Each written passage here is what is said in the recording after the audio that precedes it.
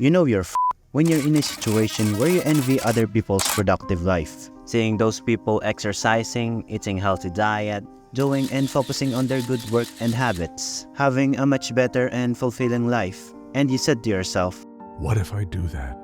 Maybe it will lead me to a fulfilling life too. I should do that too.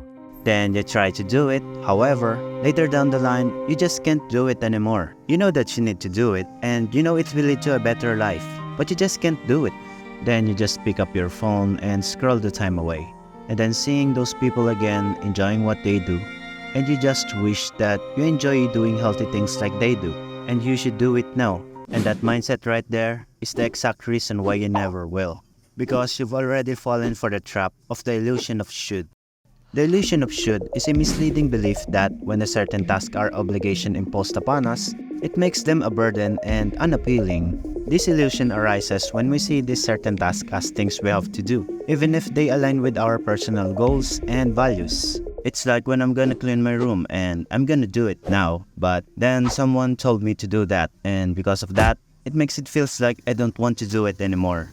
The trap takes place when you think in terms of should, like I should do this, I should do that. And because it is driven by external motivation, it's like an expectation from society, family, or others. You may think, How can just a word influence how we think? a word can have more impact than you think because they are connected to our emotion and past experiences. Imagine being told by someone you hate to do something, even if you're planning to do it anyway. And that sounded like a demand. And of course, you're prideful. What do? Nothing. You didn't do it. At the very least, you do it, and you hate doing it. That's what's happening right now. When you tell yourself that you should do it, the more you don't do it. And that's because you hate yourself. You wouldn't want to be ordered around by someone, much more by someone you hate, right?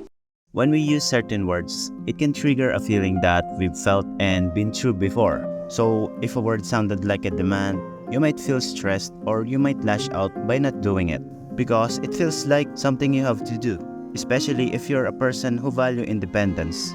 Being told of what you should do can trigger a rebellious response, making you less engaged in the task even if it's beneficial. So instead of saying I should, you need to change it into I want to. Let's say you want to work out regularly and you keep telling yourself I should work out, but each time you tell it to yourself, it makes it feels like a chore. Now, try reframing it as I want to work out. It just feels right. It feels like exciting, like you really want to do it.